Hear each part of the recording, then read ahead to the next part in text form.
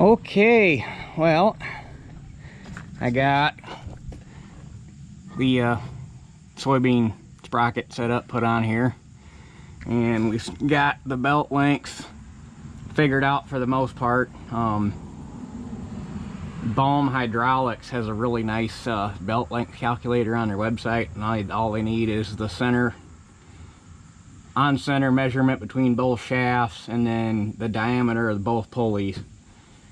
And you plug those three numbers in and it spits you out a belt length, and that belt length came out at 151.93, so 152 inch. We threw a tape around it that came out to 151, so that's pretty close. And I'm gonna go over and look at the 525 to see what I got on that, and between those three I ought to be able to come up with a decent belt length. So sucks the ones that I got right out of the parts book don't freaking fit, but you'll have that. So anyway, with that being said, ready to throw the feeder house back on. So I think I'm pretty much ready to rock. Just have to get Dad out here so he can help guide shit in, and should be good to go.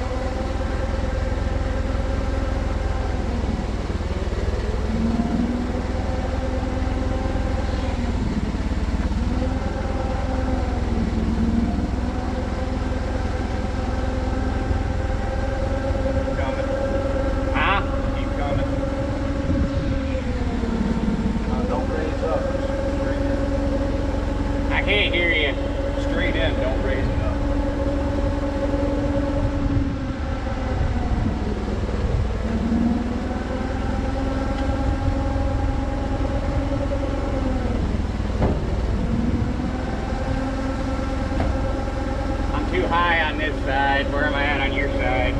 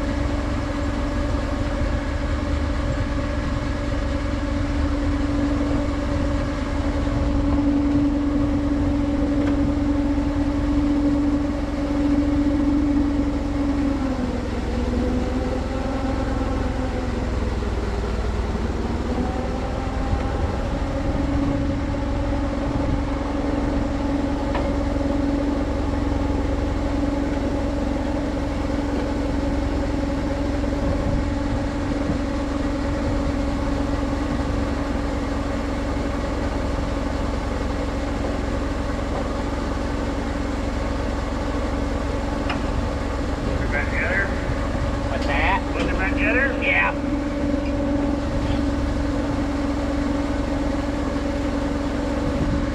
Other side. Yeah.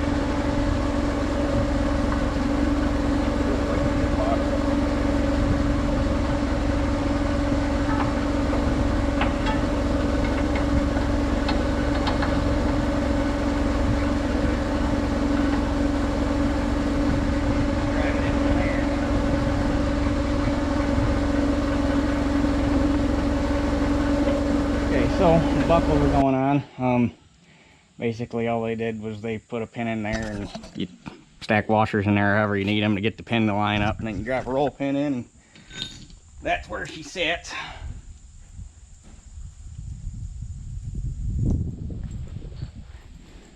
It's a little kind of hokey in my opinion, but it worked.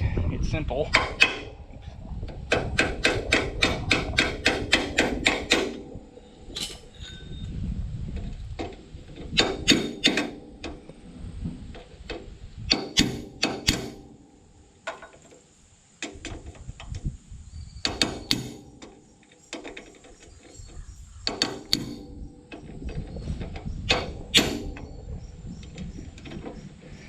One more good hit.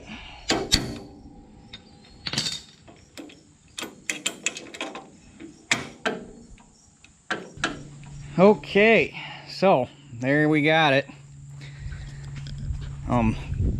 For the springs, all they did on the 8700, I had to do it a little different. They had a longer bolt, and they had the nut holding the bearing on, and then they had another nut, and they pinched a S-hook in there. Well, I just took an S-hook. This bolt's obviously not long enough for a second nut, so I just took flat washer, S-hook, flat washer, nut, sandwiched it all together.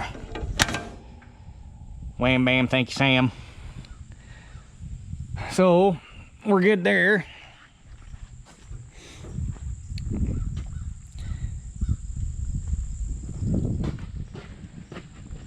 And belts are on. Hose is back on, real speed controller back on, everything's tight. Side of the combine's all put back together, aside from the belts that are too short, but I'm not going to take them back off until I got ones to put back on, because it's a little bit of a process to get those off. I ain't going to do it twice.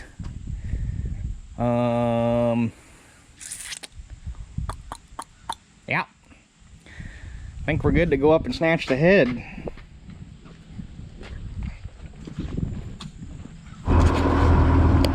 So first things first, I gotta get my drive couplers off the 8700, because I didn't realize until I went to put the head on this thing, I didn't get the couplers with it.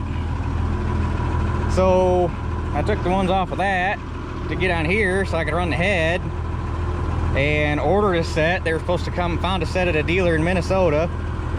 Ordered them last Thursday, and figured, well, surely they'd have been here by like Wednesday, Thursday of this week, even with Monday being Labor Day. Well, yesterday, as of yesterday, they still were not here. Called the dealer yesterday morning, because obviously Saturday morning they'd be open this time of year. And he found the tracking number, tracked it down. It took them a day to get from they shipped last Friday, or last Friday morning. Took them a day to get from Minnesota to Illinois. They got to a UPS hub in Illinois, and then somehow it took them 5 days to get from Illinois to can't remember, Taylor, Michigan. So they went past here to go clear the hell up north to turn around and come back down here. But they weren't in Michigan until the 10th. So, yeah. They'll be here on Monday. But that being said, we're gonna put the green ones back on the 7300 since they belong on there anyhow. And hopefully, I got the brand new set for this thing Monday, or tomorrow, I guess by now.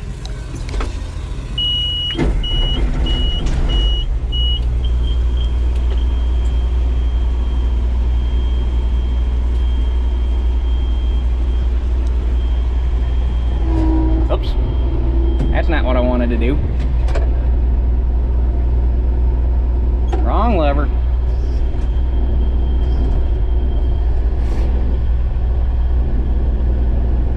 You go from a gear jammer to a hydro, it messes you up just slightly.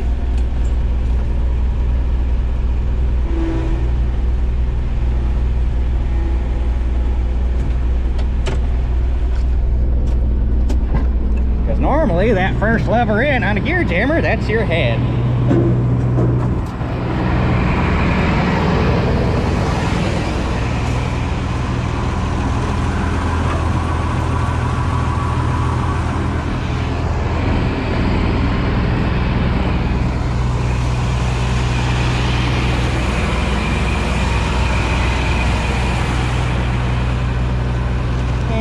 Throw this one in the cab since you only need one to run a table.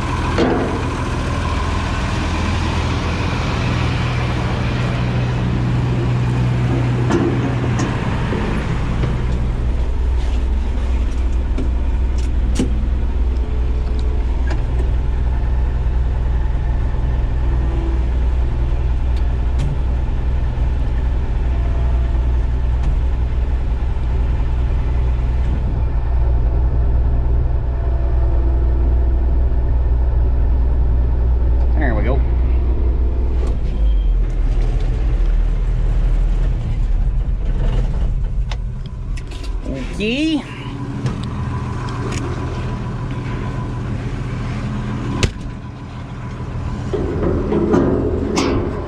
And need my pins.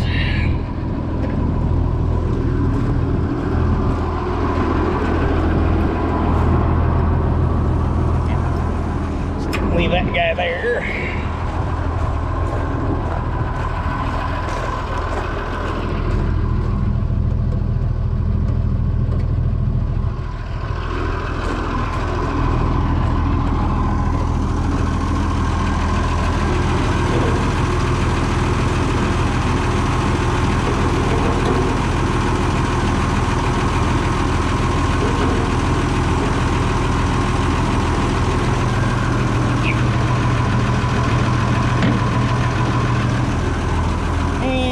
Set you here.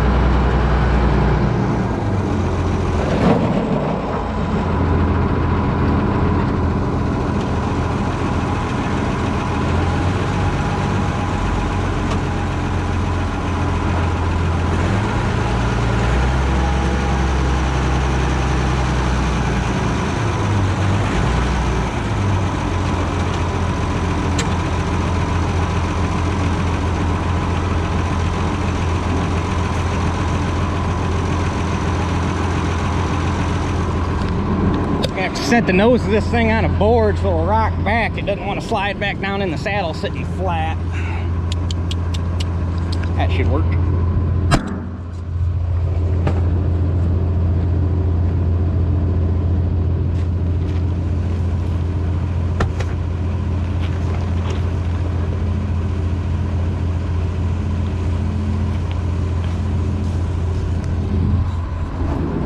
Try that.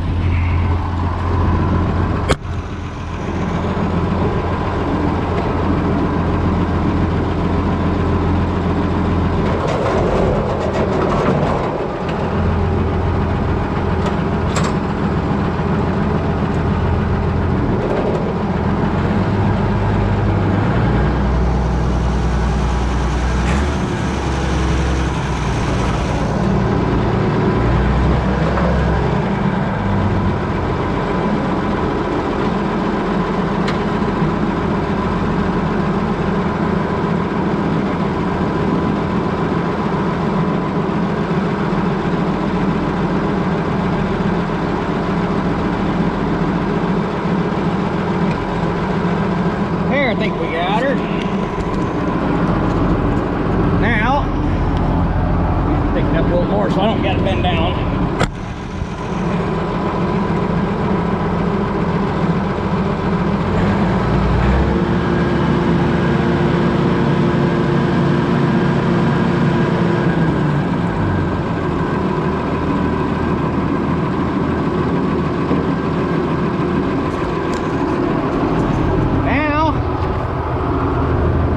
Hope these buckles work. Surely you can see that.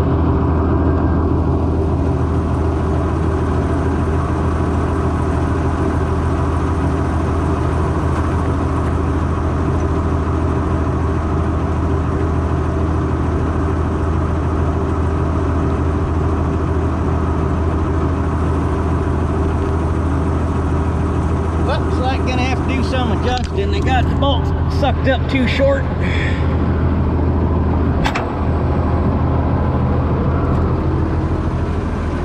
See what the other side looks like.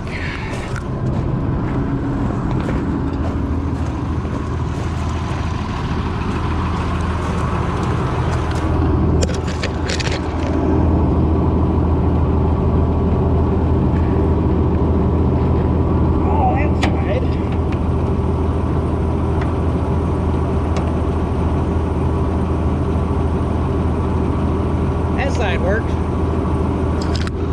I'll have to adjust the bolts on the other side and it'll go. Okay, so I got the buckles latched. Apparently I didn't have the head seated quite right in the saddle because I came down here, started adjusting, damn near had the bolts all the way out. So I was like, well, shit. So I dropped the head, put some grease on the trunnions, and then hooked back up. It slid right on, and I had to adjust the buckles a little bit from where they were, but not much. So apparently it just must not have been sitting right. My guess is A, the trunnions are kind of rusty because this thing hadn't been on a combine and God knows how long other than me moving it around. And B, with the longer crop dividers and the heavier reel and everything compared to my rigid head or the older style heads, this thing's probably really nose heavy. So unless you park it rocked back so you can rock into it and pick it up, you probably struggle a little bit. So drive shaft's hooked up, buckles hooked up, got to get the reel speed control hooked up, but first I got to make sure it's not stuck.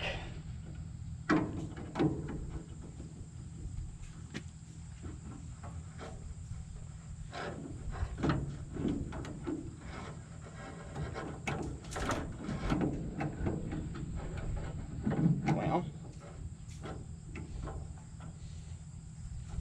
I guess technically it's not stuck other than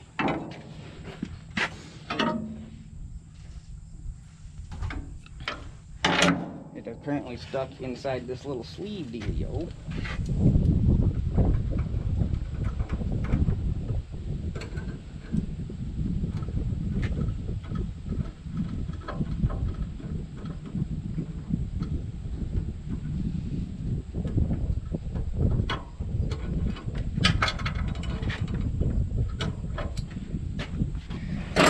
Okay, so that's going to need some schlickum.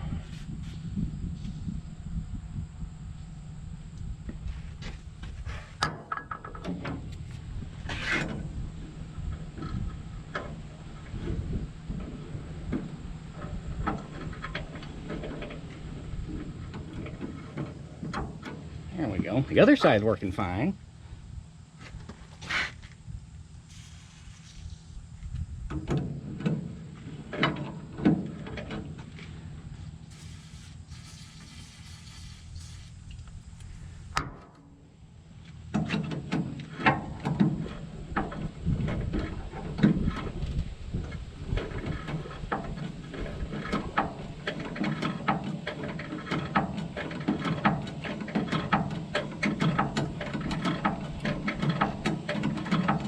I'm actually surprised. I figured it'd be a lot more stuck than that, because when I brought it home it was stuck, and then I screwed up. What I should have done was just taken it off the head and stored it inside, and I didn't.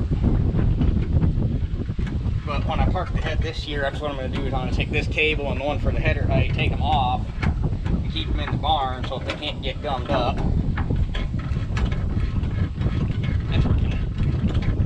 It's working real nice now.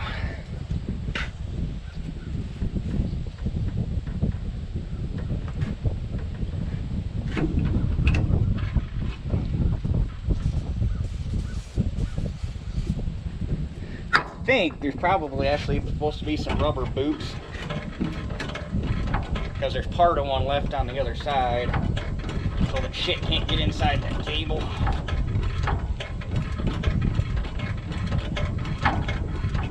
That's real nice. I think we're good there. I think we're good right there.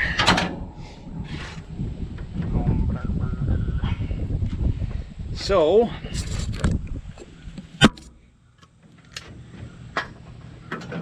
that just hooks in here.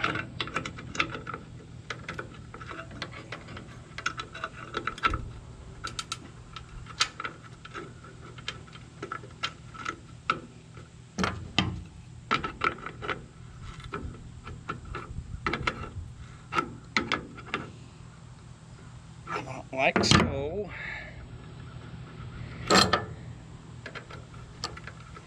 And then that should be clear off. It should be all the way. No, that's clear fast. That's wide open. So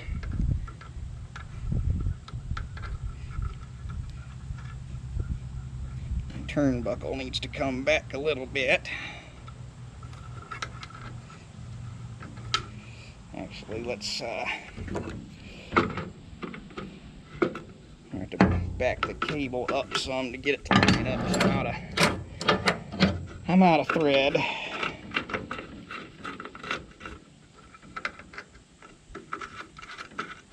There's that. I think I'm going to put a little R pin in there so that you don't need pliers to take this thing apart. R pin should stay in, I would think. I need to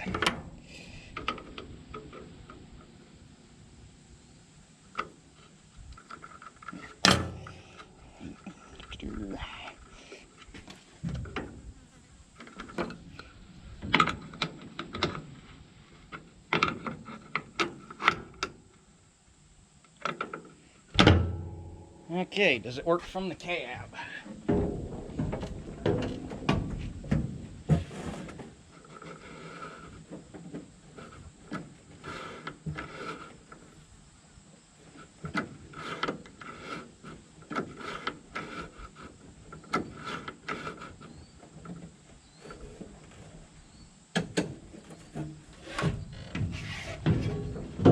That should be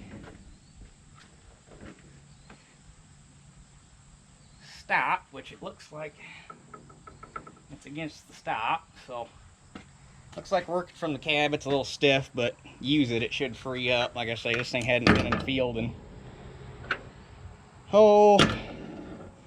when did they say the last time they cut beans with this was? It was 15 or 17 years ago was the last time this had cut beans, so it's been sitting for a minute.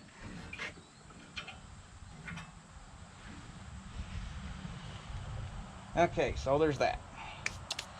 A little R pin in there, but I was gonna change. Well, I'm gonna change the oil for the reel drive, but I freaking cannot stand AutoZone. Cannot. I hate AutoZone. That's my absolute last choice whenever I need to get something, is go to freaking AutoZone. Well, they were the only ones yesterday that had one of these filters anywhere nearby. Napa was closed by the time because they closed at 2 on Saturday, but Advance didn't have one close, O'Reilly didn't have one close, AutoZone was the only one that had one close that could have had it here today. It's like, oh well, shit, how bad could it be? It's just an oil filter. So I ordered it. So he said, couldn't give me a time, he just said it would be here sometime this morning, Sunday morning. Well, we are now at 2:04, and I called about 45 minutes ago. They still hadn't seen it. Any other auto parts stores I deal with around here, any of them, okay, we're bringing it in on a transfer, it's going to be here at such and such a time. AutoZone couldn't even give me a time. They just said it was going to be here sometime today. I hate AutoZone. Cannot stand them. So that's my rant. But so for now, I can't do anything with this, but until I get that filter. But there is oil in it. I'm actually kind of surprised that this isn't a dipstick, and it does not appear. There's no marks like there ever was a dipstick on it. So apparently you just fill it till it's full. I don't know. So anyhow, that's hooked up. Now I gotta get the book, and we have to figure out this header height cable, because I thought this thing had a finger bar on the bottom in addition to the floating bar. Well, it's not. It gets all of its feedback off of the rock shaft for the floating bar. So, but this cable runs up and hooks right here, and then there's a lever in the cab that somehow tied into the main head lever, and you back a bolt out a little bit so that you can lock the head lever and detent, and then it works off of it. We're gonna get the book because I read it once last year after I got the head and I forgot exactly how it works, so we're gonna get the book. Okay, so I've been messing with this header height. Think I kind of got it figured out. So you got the control, and I'll show you this on the machine in a minute, but this is just to give you an overview. Got the control cable comes up from the head, and then it hooks onto this lever here, and that lever is tied to this knob on the console that works on a little valve right here. So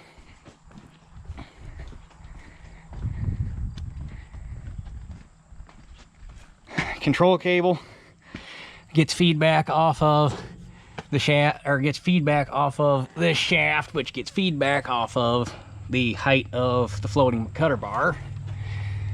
Cable runs up,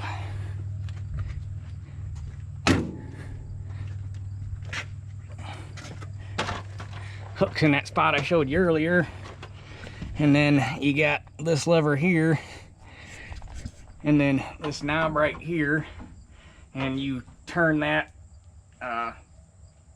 clockwise or counterclockwise depending on if you want more or less height, or more your height position, and then you back this nut out, which allows you to throw the header valve into detent, and then when that's in detent, the valve down here overrides it and controls the height of your header. Clear as mud. But they want you, oh, and fun fact, whoever bought this thing must have spent a lot of money, because they ordered all the options. They got the diesel, they got the automatic header height, and the whole 9 yards, but apparently they never actually used the automatic header height because it still had the plug in the hole where the cable goes through, and it had green paint on it, so it's never had a head on it that used automatic header height.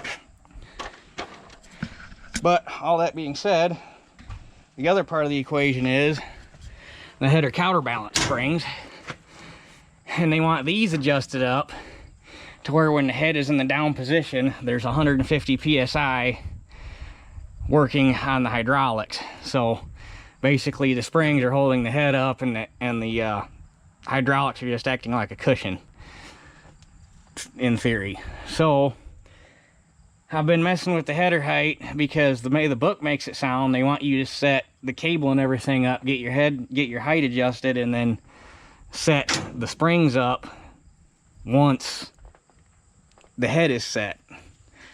Well, I've been messing with that, and it will modulate the head a little bit until it takes the weight, until it picks up off the cutter bar, and then it wants to set all the way back down because apparently it can't handle the weight because the counterbalance springs aren't doing anything. So I'm wondering, because the book I got for this combine, they did not have a factory setup floating cutter bar like this. You had, if you wanted a floating bar, you had to get a love bar or a heart carder or something like that. Everything in that is your automatic header height is a finger bar on the bottom of a rigid head like the other head I got. So I'm wondering, and I can't know this for sure because I do not have a book for this head or a new enough book for the combine that talks about having a floating head, or that talks about having a floating cutter bar head. I'm wondering if with a floating cutter bar you have to have your spring set up first and then set up your control. Now, all this being said, if I can't get this control to work out, it's no big deal because I've been running the floating bar with automatic header height for forever. But it'd be sweet if we can get it to work. So, but we got to plug a gauge in and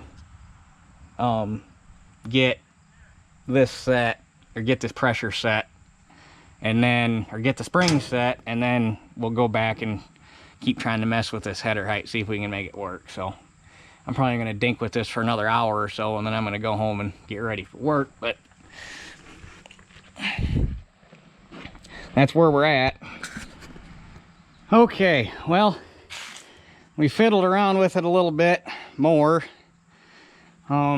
Could not achieve their 150 psi load holding pressure on the hydraulic system. Yeah, we basically had the springs to the point where there was almost no spring left, which ain't good, and it was still running about 550 psi, but that did make it to where the automatic header height tried to work, but it's still not quite right. So it's got me, I'm thinking the cable's a little sticky, so I'm going to shoot that full of WD-40 and work it, or let it soak, because the amount of movement it has to work in there in the valve is like nothing. So it's got to be super sensitive, and that cable cannot have a whole lot of drag on it. And I also think that there's some stuff, this linkage has got enough slop in it that it needs some adjustment done to it. But without a book for this head, I don't know. At least I don't think I got a book for this head. I'll have to look. I got books when I got that combine, but I don't know if there was a separate one for this head. I know there was, I thought there was a separate one for the corn head, but I don't know if there's a separate one for this head, so I'm gonna go look through my books. But regardless, if I don't have a book, I'm gonna have to get one that talks about how to adjust all the linkage and everything on the head. So that's where we're at. But one thing I have not done is actually kicked it in and saw if it ran. So let's do that real quick.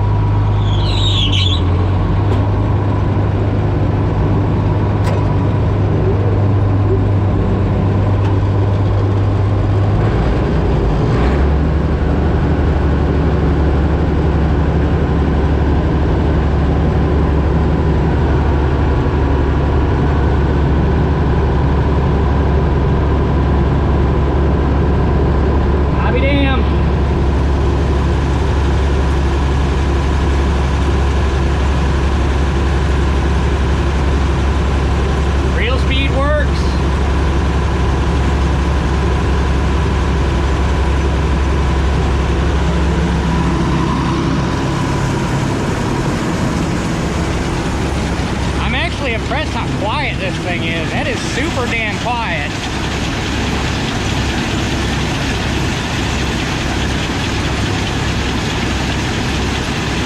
There's hardly any chatter out of that cutter bar. That's a good sign.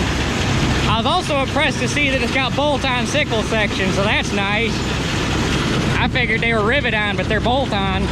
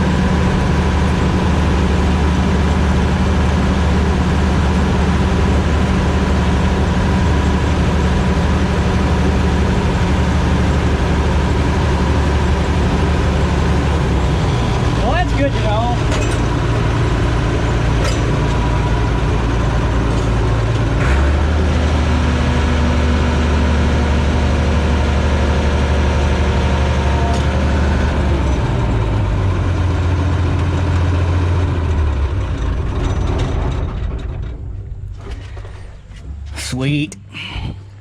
If nothing else, having a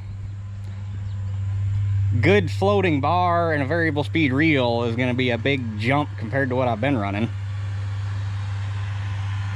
So if I cannot get the automatic header height figured out, I'll just take the cable off and run without it, because it ain't like it's critical. I can run without it. It ain't no big deal. So, but we'll get some literature, try to find some literature on this damn thing, see what we can figure out, go from there. So we will catch you guys when we get some more information. Okay, so here we are a couple days later. I had some other stuff I had to do yesterday, so I didn't get to work on it. But I got 2 filters for the grain table. This is I got the filter and oil to do the oil in the grain truck. So while I was over there, ended up going to Napa to get filters because AutoZone pissed me off. I still don't know if that filter's there or not, but I got tired of calling and having them say it ain't there yet. So I just went to Napa. Screw AutoZone. Then my couplers came in for the 8700. They came out of Massey dealer in Minnesota. Starts with an N.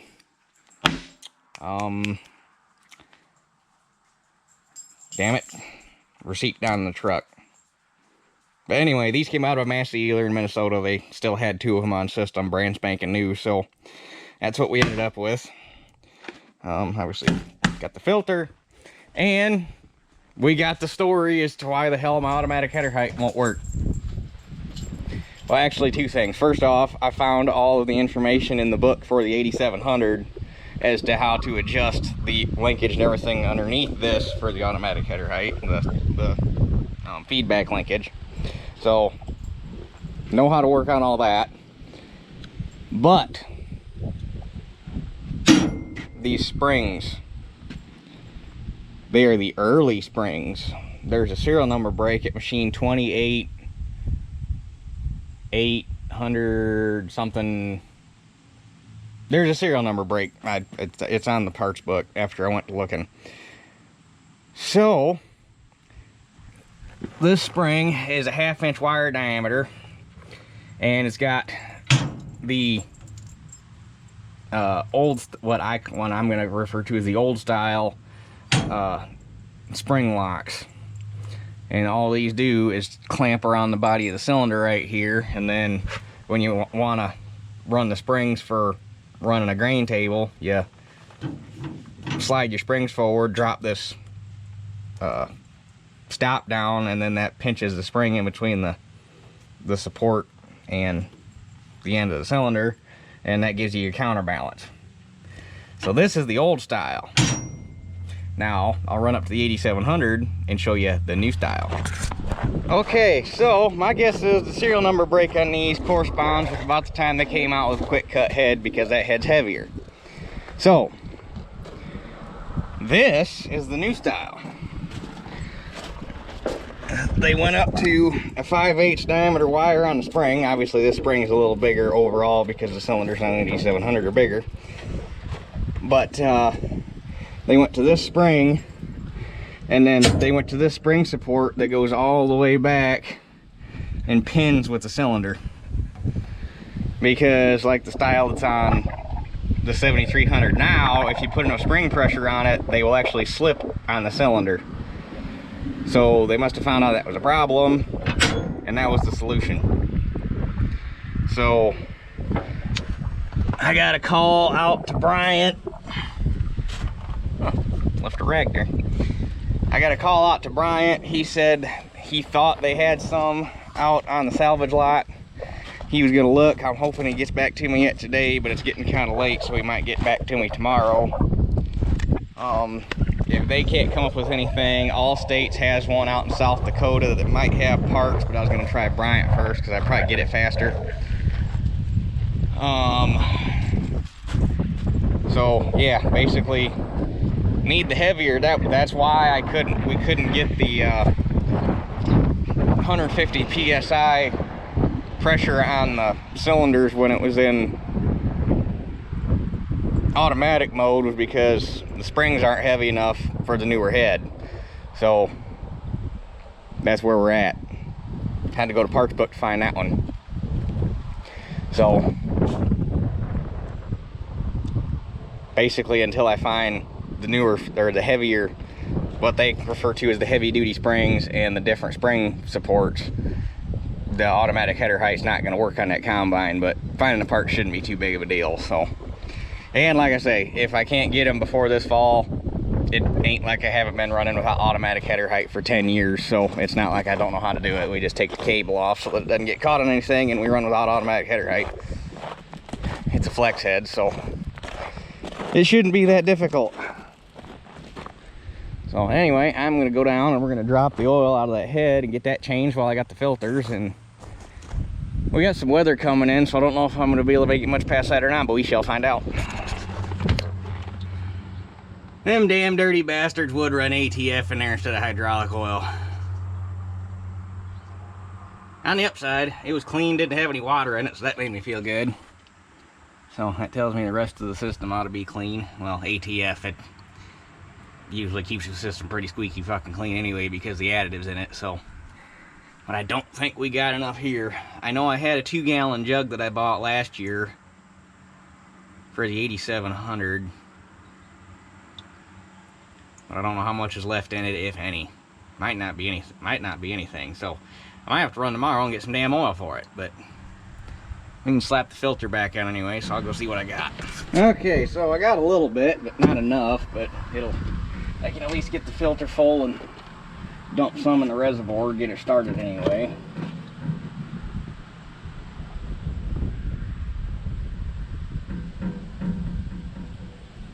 I know why they used ATF. Well, back then, most combine hydraulic systems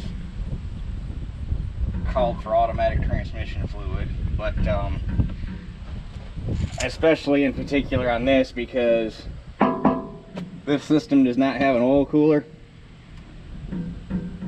and basically the throttling valve they have for it just diverts some oil off past relief, near as we can tell, and that generates heat, and automatic transmission fluid is very good at dissipating heat on its own, or dealing with heat on its own. So that's why they did it, and that's why I'm going to put ATF back in it, because ATF is going to be better at dealing with heat than... Now, most modern hydraulic oils that you have are going to be better at it anyway, because they have a lot better additive packages than they did back then, but still, if they're supposed to have ATF in it, we're going to put ATF in it. Otherwise, I'd have to flush the system to get everything out, convert it to hydraulic oil, and yada, yada, yada. Now, you were just screwing on. There we go.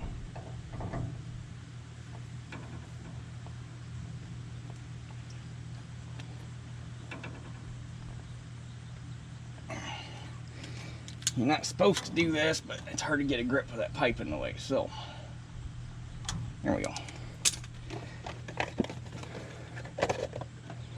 There's that, and then I need a funnel. You can put the plug back in without dropping it. They conveniently placed it right in between these two hydraulic lines, so you can't really get your hand in there.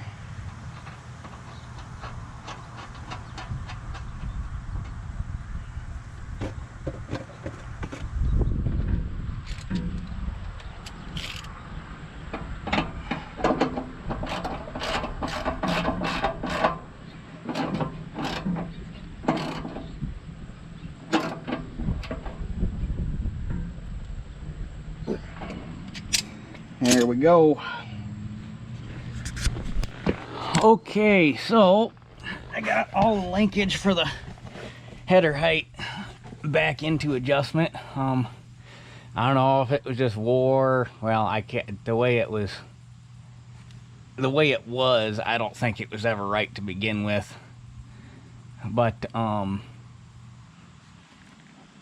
this clamp and that clamp weren't even adjusted the same. That control rod was shorter.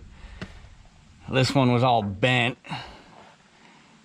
And then this was out, the arm that hooks the control cable was out of adjustment because that was all screwed up. So I don't fully understand why this one and that one are clocked different.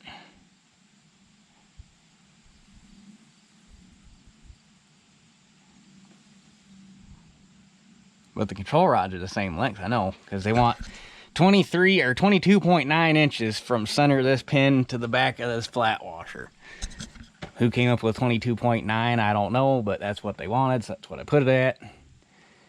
And then they want 9 inches from the back of this plate to the end of the spring. Well, I couldn't get that. I got it to 9 1/4 before I ran out of adjustment. But everything's tight, so should be good. It obviously worked before on the other combine, so there's no reason why it shouldn't work now that I got everything closer to where it needs to be.